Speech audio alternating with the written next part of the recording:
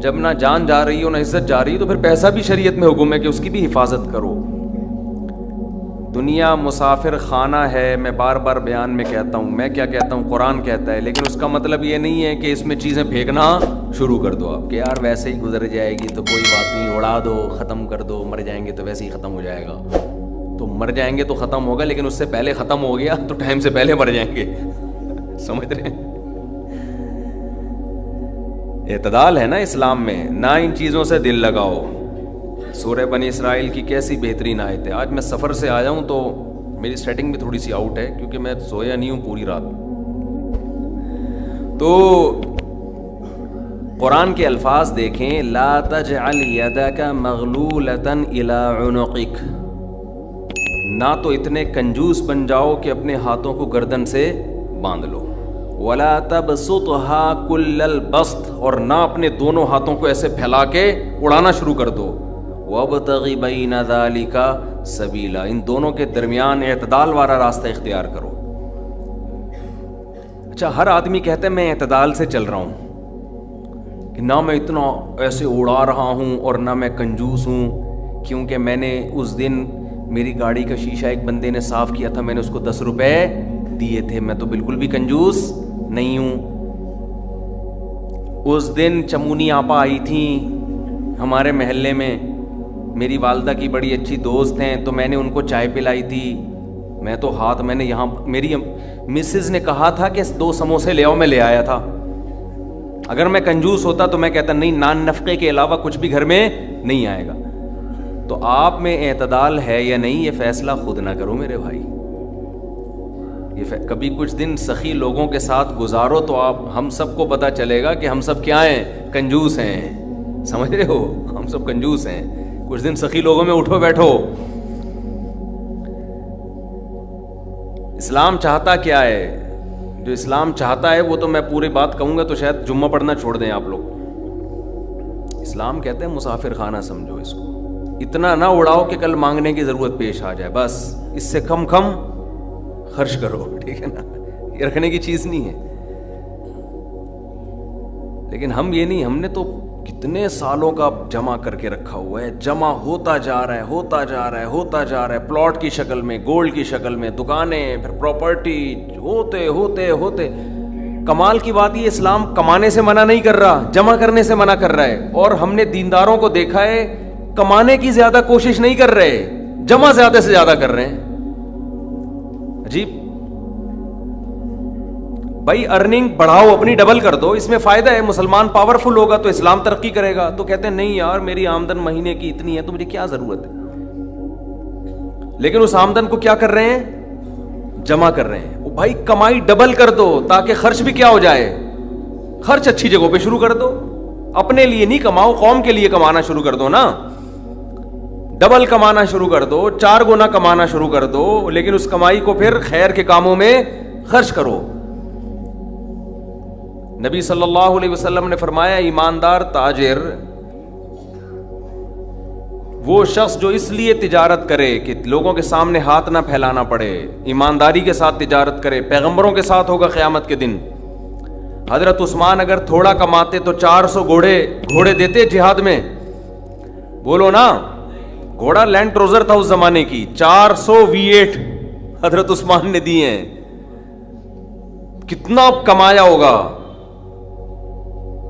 ہاں, اتنا کمانا کہ آپ اپنے صحت کی کبھی خیال نہ کر سکیں, آپ بیوی بچوں کو بھی ٹائم نہ دے سکیں, وہ پھر کمانے میں بے اعتدالی ہے. کمانے کا ایک حد تک آپ کے ٹائم اور جسم سے تعلق ہے, اس کے بعد کھوپڑی سے تعلق ہے. کھوپڑی نہیں استعمال کر رہا, گدھا بنا ہوا ہے, محنت بہت کر رہا ہے. ہم نے ایسے کمانے والے دیکھے ہیں کہ سارا دن کمانے کی فکر میں ہوتے ہوتے بچوں کی فکر ہی نہیں ہے, بیوی کو ٹائم نہیں دے رہے, ماں باپ کو ٹائم نہیں دے رہے, اپنی صحت کو ٹائم نہیں دے رہے. تو زیادہ کمانے کا یہ مطلب ہرگز نہیں ہے. زیادہ کمانے کا مطلب یہ ہے کہ کمانے میں ٹائم تو آپ نے اتنا ہی دینا ہے جتنا آپ کی صحت اجازت دیتی ہے. نماز کا ٹائم نکلے, تہجد کا ٹائم نکل جائے, تسبیحات تلاوت کا ٹائم نکلے اس میں آپ کے لیے, کچھ اللہ کا ٹائم بھی نکلے, کچھ دین کی تبلیغ کا ٹائم بھی نکلے, کچھ پڑھائی کا ٹائم بھی نکلے. ویڈیو نہیں بنائے بھائی, یہاں لکھا ہوا ہے نا, کچھ پڑھائی کا ٹائم بھی نکلے. یہ تمام چیزوں کا ٹائم نکلنے کے ساتھ ساتھ پھر کمانے کو ٹائم دینا ہے. اس میں پھر جب اتنا ٹائم دے کے پھر پلاننگ کر کے اس کو بڑھانے کی کوشش کرنی ہے, یعنی ارننگ کو بڑھانے کی کوشش کرنا ہے. یہ نہیں کہ آپ نے ٹائم زیادہ دینا شروع کر دیا. اس میں ٹائم زیادہ دینے سے تو آپ کی صحت کو نقصان ہوگا نا. ارے 5 نمازیں تو پڑھنی پڑیں گی نا ٹائم پہ. پھر تلاوت روزانہ کرنی ہے کہ نہیں کرنی ہے, صبح و شام کی تسبیحات ہیں وہ بھی کرنی ہے, تہجد کی بھی کوشش کرنی ہے, باپ کو بھی ٹائم دینا, اماں کو بھی, بیوی بچوں کو بھی, پھر باقی پھر اپنی ایکسرسائز وغیرہ صحت کو بھی, پھر باقی ٹائم کس کو دینا ہے, وہ پیسہ کمانے کو دینا ہے. پھر اس پیسہ کمانے کے کو جتنا ٹائم آپ نے دے دیا تو اس میں آپ کہہ سکتے ہیں کہ پھر ہم اس کو بڑھائیں کیسے. ہم تو 8 گھنٹے کمانے کو دے رہے ہیں, اب اس میں کیسے بڑھائیں ہم. تو بھائی کھوپڑی استعمال کر کے کیا کریں, اس کو بڑھائیں. کھوپڑی سے چیزیں بڑھ جاتی ہیں. کھوپڑی تو استعمال مسلمان کر ہی نہیں رہا ہے نا. اب یہ کہ کیسے کھوپڑی استعمال کریں, تو آپ خود استعمال کرو کہ یار میں یہ کام کر رہا ہوں تو میں اگر یوں کر لوں تو یہ ایسے بھی ہو سکتا ہے. یہ بیٹھیں گے تو سمجھ میں آئے گا انشاءاللہ آپ کے خود. لیکن بیٹھتے ہی نہیں ہیں, سوچتے ہی نہیں ہیں. جو جہاں کھڑا ہے وہیں کا وہیں رہے گا وہ. خیر, تو میں کیا عرض کر رہا تھا, وہ تو بات ختم ہو گیا. آپ لیٹ آئے نا, اصل بات کچھ اور شروع ہوئی. اچھا خیر, جلدی سے بات کو میں لے کے آتا ہوں. تو اعتدال جو ہے نا, سخاوت, سخی لوگوں میں آپ اٹھیں گے بیٹھیں گے تو پتہ چلے گا کہ اعتدال کسے کہتے ہیں. عربوں میں بڑی سخاوت ہے, ہم نے علماء میں بڑی سخاوت دیکھی ہے. تو سخاوت کا مطلب یہ ہے کہ آپ اتنا خرچ نہ کریں کہ کل آپ کو مانگنا پڑ جائے. اس کا علماء نے ایک معیار بیان کیا ہے, وہ خوب اچھی طرح سمجھ لیں, وہ بڑا زبردست معیار ہے کہ اپنے اور اپنے بیوی بچوں کے لیے 1 سال کا ذخیرہ کر لیں پیسوں کا, چاہے وہ گولڈ کی شکل میں ہو یا کرنسی کی شکل, بہتر ہے گولڈ کی شکل میں ہو. آج اگر آپ جاب لیس ہوتے ہیں تو 1 سال تک اگر آپ کو جاب نہ بھی ملے تو آپ نے جو پیسہ اسٹور کیا ہوا ہے اس سے اسی معیار کی زندگی اپنے گھر والوں کو دے سکتے ہیں جو اب تک دیتے آئے ہیں. اور یہ 1 سال آپ کے پاس جاب تلاش کرنے کا یا کاروبار دوبارہ سے اٹھانے کا آپ کے پاس موقع ہے. 1 سال سے زیادہ کی پھر کوئی انتہا نہیں ہے. لوگ کیا کرتے ہیں, جمع کر رہے ہیں کہ کل اگر جاب چلی گئی, کل اگر کاروبار ٹھپ ہو گیا تو بھائی کل کیا, پھر تو خبر تک کا رکھو سنبھال کے, وہ تو پھر ٹینشن سے ہی دنیا سے جاؤ گے. تو کچھ اللہ پہ توکل کرو نا اس معاملے میں. اللہ ہمارے بس میں یہ تھا, 1 سال ایک خاص مقدار ہوتی ہے, اس میں چاروں موسم آ جاتے ہیں. بھائی کاروبار آپ کا نہیں چلا, سردی میں نہیں چلا تو ہو سکتا ہے گرمی میں چل جائے, خزاں میں چل جائے, بہار میں چل جائے, تو کبھی نہ کبھی تو چلے گا. نہیں چلا تو پھر اللہ نہیں چلانا چاہتا, وہ اسی میں اللہ کرے بیٹھ کے. جو آدمی اللہ پہ اعتماد توکل نہیں کرتا وہ تو کبھی زندگی میں سکون میں آ ہی نہیں سکتا ہے. تو 1 سال کا اسٹور کر لیں آپ. اور بہت اللہ نے پیسہ دیا ہے تو بچوں کے لیے ایک پراپرٹی لے کے ڈال دی, پلاٹ 2-4 لے کے ڈال دی. مرنے کے بعد بچے بالکل روڈ پہ نہ آ جائیں, بس باقی کیا کرو, کھاؤ کھلاؤ. ٹھیک ہے, کیا کریں. ایک لطیفہ سنا دوں, ہمارے ایک دوست نے بھیجا تھا, بڑا زبردست قسم کا. ہمارے ایک دوست ہیں لاہور میں, انہوں نے کسی کا لطیفہ بھیجا, لیکن لطیفہ بڑا سبق آموز ہے. وہ ایک آدمی گیا گوشت کی دکان پہ, شاید آپ لوگوں نے بھی سنا ہو, اور کہنے لگا کہ 1 کلو گوشت دے دو. اتنے میں ایک بندہ آیا, یہ آدمی لینڈ کروزر میں گیا نا, بڑی VIP گاڑی میں, مالدار آدمی ہے. گوشت کتنا لے رہا ہے, 1 کلو. دوسرا آدمی آیا, اس نے کہا بھائی 10 کلو گوشت دے دے, چانپیں بھی اور دل بھی, کلیجی بھی, پٹ کا گوشت الگ, بکرے کی الگ نکال, فلانے الگ نکال. بڑے بھائی وہ کسائی اس کو چھوڑ کر اس کے پیچھے لگ گیا نا, اس کو پہلے گوشت بنا کے دیا.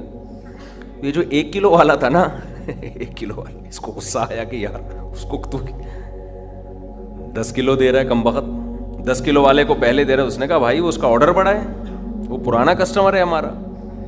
اس نے کہا یار اس کے پاس اتنا پیسہ کہاں سے آیا کہ اتنا ویسے گوشت لے کے جا رہا ہے. اس نے کہا بات یہ ہے کہ اس کی 4 بیویاں ہیں. اس کی کتنی بیویاں ہیں, 4 بیوی, چاروں بیوہ ہیں. اور یہ چاروں بیویاں کسی مالدار آدمی کی بیویاں تھیں جو ان کے لیے بہت پیسہ چھوڑ کے گئے اپنی بیویوں کے لیے. اس مالدار نے کھایا کم اور بچایا بولو زیادہ. اب بچانے میں زندگی گزر گئی اس کی، تو ظاہر ہے کھانا نصیب نہیں ہوا، مر گیا۔ مر گیا جب میں نے اس اسٹائل سے کہا نا تو مجھے وہی یاد آ گیا لڈن جعفری، اللہ مر گئے پھر دوبارہ زندہ ہو گیا، کچھ اسٹائل اچھا تھا۔ تو بچایا نہیں، اور بچا کے مر گیا۔ اب ظاہر ہے بیوی جو تھی ان کو پیسہ مل گیا ٹھیک ٹھاک، اب ان کے پاس پیسہ ہے، بندہ مارکیٹ سے شارٹ ہے۔ عورت کو ظاہر ہے پیسے کے ساتھ شوہر بھی تو چاہیے نا، اس میں بھی ڈیزائرز ہیں، اس کو بھی ضرورت ہے میاں کی۔ تو یہ غریب کا جذبہ تھا 4 شادیاں کرنے کا نا، تو یہ کرتا چلا گیا، پرانے والے کا سارا پیسہ کس کے پاس آ گیا، اب یہ بیوی کے خرچے پہ کھا رہا ہے، یہ بچا نہیں رہا، ظاہر ہے عورت کا پیسہ ہے، تو یہ دوسرے کے پیسے پر ان کی بیویوں سے شادی بھی کی ہوئی ہے اور اس دوسرے کے پیسے پر کھا بھی رہا ہے، اس لیے یہ 10 کلو گوشت لے کے جاتا ہے، سمجھ رہے ہو؟ اس نے فوراً کہا میرے لیے بھی 10 کلو بنا دے، میں نہیں چاہتا میرے مرنے کے بعد میرا ہوا بچا پیسہ کوئی اور بے غیرت استعمال کرے، معذرت کے ساتھ۔ ابے پہلے خود تو کھاؤ، اس وقت جو تمہاری حاضر سروس بیوی ہے، بولو تم جب تک میری بیوی ہو تو کھاؤ، ٹھیک ہے نا، تم بھی کھاؤ میں بھی کھاؤں گا۔ مر گئے تو بھائی وہ اس کے لیے نکاح کا دروازہ، اور جب ہمارے بیانات چل رہے ہیں تو یہ تو اور دروازہ کھل گیا ہے، پہلے تو بیوہ کو رشتہ ہی نہیں ملتا تھا نا، اب تو بہت سی بیوہ ایسی مارکیٹ میں آ گئی ہیں، پیسہ بہت ہے بندہ نہیں ہے، ہم اپنے خرچے پہ شادی کرنے کے لیے تیار ہیں، کوئی شریف آدمی مل جائے ہمیں، اب تو ایسی بیوہ بہت آ گئی ہیں مارکیٹ میں کہ جی پیسہ ہمارے میاں بہت چھوڑ کے گیا، بندہ نہیں ہے۔ تو میں نہیں کہہ رہا آپ بیوی کے لیے پیسہ نہ بچائیں، لیکن یہ دماغ میں رکھیں کوئی بغیرت آپ کے پیسے پہ آپ کی بیوی کے ساتھ زندگی گزارے گا، خرچہ آپ کا ہوگا، آپ اس کو پیسہ دے کے جا رہے۔ تو اعتدال اس چیز میں ضروری ہے، ایسے لاوارث نہ چھوڑو اپنے بیوی بچوں کو، لیکن اعتدال، اتنا بھی نہ دو کہ ہری ہری سوجنا شروع ہو، بچوں کے لیے بھی بناؤ کچھ۔ خیر کہاں سے کہاں بات چلی گئی یار، تو جلدی سے بات کو سمیٹتا ہوں، کیا کروں پھر گھوم پھر کے ادھر ادھر دائیں بائیں جانے لگتے ہیں۔ تو یہ میں ان لوگوں کے لیے یہ لطیفہ ہے جو بہت زیادہ بچانے کی فکر کرتے ہیں۔ میں کہتا ہوں نا آپ اپنی اولاد کے لیے بچا رہے ہو، اپنی اولاد کے لیے بچا رہے ہو، کھا نہیں رہے نہ خرچ کر رہے ہو بچوں کے، تو بچے پھر جب بچوں کے پاس آئے گا تو وہ اپنے بچوں کی فکر میں بچائیں گے، تو آپ بھی تو خود کسی کے بچے ہو نا، آپ کھاؤ، بولو مجھے اپنے ابا کے بچوں کی فکر ہے، میرے ابا نے میرے لیے چھوڑا تھا، میرے بچوں کے لیے تھوڑی چھوڑا تھا، اور اگر آپ کے ابا نے آپ کے لکھ کے بجائے آپ کے بچوں کے لیے چھوڑا تھا تو آپ کے ابا تو بڑے بے وقوف تھے، کیونکہ بچوں کے لیے بھی اس لیے چھوڑا کہ وہ اپنے بچوں کے لیے چھوڑیں، پھر تو کھائے گا کون پھر اس کو بیٹھ کے؟ بات یہ کہ اللہ پہ اعتماد اور توکل بالکل ختم۔ یہ بھول گئے ہیں کہ جب انسان دنیا میں آتا ہے تو صرف پیٹ نہیں لے کے آتا، 2 ٹانگیں 2 ہاتھ کمانے کے لیے لے کے بھی آتا ہے۔ آپ کا بچہ اپاہج ہے تو سمجھ میں آتی ہے بات، 2 ہاتھ 2 ٹانگیں، تو بھائی جیسے آپ نے کمایا وہ بھی کمائے گا انشاءاللہ۔ جب آپ پیدا ہوئے تھے خدا نے آپ کی ماں کی چھاتیوں میں آپ کے لیے رزق پیدا کیا تھا، آپ کا بچہ پیدا ہوا تو اس کی ماں کی چھاتیوں میں بھی خدا نے رزق پیدا کیا ہے، تو اس کا مطلب رزق بچہ لے کر آ رہا ہے، تو فکر کرو اعتدال کے ساتھ، اس کو سروں پہ مسلط نہ کرو، مسلط نہیں کرو، مسلط اتنی کرو کہ بس میں نے کمانا ہے، بیوی بچوں کو فی الحال کھلانا ہے میں نے، اس کے علاوہ رزق کے دروازے کھل رہے ہیں تو کھلے، جتنا اللہ کھول دیتا ہے، بعض دفعہ نہیں کھولتا اللہ تعالیٰ، یبسط الرزق لمن یشاء ویقدر، جس کے لیے چاہتا ہوں رزق کھول دیتا ہوں، جس کے لیے نہیں چاہتا وہ ایڑیاں کس رگڑ لیتا ہے مگر رزق کا دروازہ نہیں کھولتا۔ تو ٹینشن کس بات کی ہے؟ یہ تو اللہ کے ہاتھ میں ہے، آپ نے کوشش کرنی ہے، نتیجہ آپ کے ہاتھ میں نہیں ہے۔ اللہ غریب رکھے تو بھی خوش، انجوائے کرو یار، جس نے مجھے کھلا دیا تو بس میری ضرورت بھی 2 پراٹھے ہیں، تو میرے بچوں کی بھی یہی ضرورت ہے، اللہ ان کو بھی کھلا دے گا۔ اللہ میں لاہور سے آیا ہوں، پراٹھا آتے ہی پراٹھا کھایا ہوٹل پہ جا کے، اتنا مزہ آیا کہ سبحان اللہ، نہیں ملتے پنجاب میں یہ والے پراٹھے، یہ چیز نہیں ہے پنجاب میں، پنجاب میں لسی ہے، پائے ہیں ہوں گے بھائی، یہ چیز نہیں ہے بھائی۔ رفیع بھائی بہت دیکھ لیا، مایوس ہوتا ہے نا انسان جا کے، وہ ناشتے کا وہ لک ہی نہیں آ رہا ہوتا۔ تو ہماری ضرورت بس یہی ہے تو اللہ دے دے تو ٹھیک ہے بھائی, کچھ بہت دے دیا, کھا بھی لیا, استعمال بھی کر لیا, تو چلو یار ایک آدھ بحریہ ٹاؤن میں بچوں کے لیے پلاٹ بنا کے چھوڑ دیا, مر آ جائیں گے تو چلو. اس سے زیادہ tension tension tension tension tension آخرت کی ہے. ہمارے ایک دوست نے پراپرٹی لی, اس کے ساتھ ہی قبرستان بھی ہے, تو بار بار وہاں کھڑے ہو کے بول رہے ہیں کہ یار دیکھو, میں ان سے کہہ رہا تھا, ان کو ڈرا رہا تھا, میں نے کہا آپ اپنا پلاٹ دیکھ دیکھ کے خوش ہوتے رہتے ہو, اصل پلاٹ تو یہ ہے, یہاں ہے, تھوڑے دنوں میں کدھر آنا ہے, ادھر آنا ہے. میں نے کہا یہاں آپ جو پلاٹ لیا اس پہ مکان بناؤ گے 10 15 20 سال کی کہانی ہے آپ کی, اس سے زیادہ کی مجھے سفید بال دیکھ کے لگ رہا ہے کہ ہوگی نہیں. اور یہاں 20,000 25,000 30,000 پتہ نہیں کتنا رہنا پڑے. تو جب اپنی پراپرٹی کو دیکھنے جاؤ, ساتھ میں یہ قبرستان پہ تھوڑی دیر کھڑے ہو کر دیکھ لیا کرو کہ یار آنا کہاں ہے, ادھر ہی. تو اتنا زیادہ خوش ہونے کی بالکل بھی ضرورت نہیں ہے. اس کی تیاری کیا کی ہے, اس قبر کی, اس کی تیاری کرو. اس کی تیاری ہے راتوں کو تہجد, اللہ کے سامنے گڑ گڑانا, نظر کی حفاظت کرنا, حرام کھانے سے اپنے آپ کو بچانا, اپنی اولاد کی اچھی تربیت کرنا. یہ اس کی تیاری ہے اس قبر کی.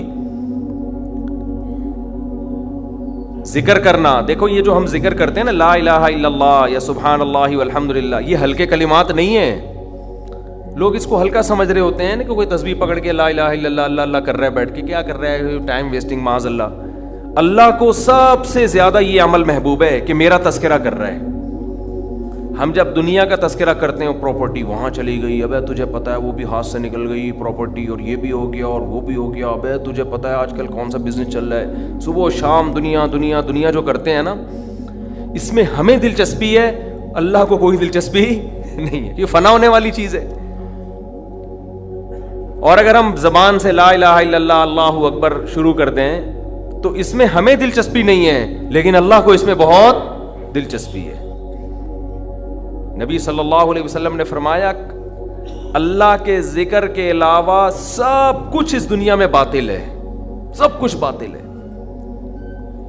دنیا کا تذکرہ بھی اللہ کے لیے ہو تو اچھا ہے. آپ پراپرٹی بھی لے رہے ہیں تو یار اللہ کے لیے لے رہا ہوں میں, کہ اللہ کا حکم ہے کہ سب اڑاؤ نہیں, کچھ اگر اللہ نے وسائل دیے تو کچھ بچا لو اولاد کے لیے, تو اللہ کا حکم ہے تو یہ ذکر بن جائے گا. لیکن ہمارے ایسا نہیں ہے ہمارا مزاج. ہم تو دنیا کے چسکے لے لے کے تذکرے کرتے ہیں ہر وقت.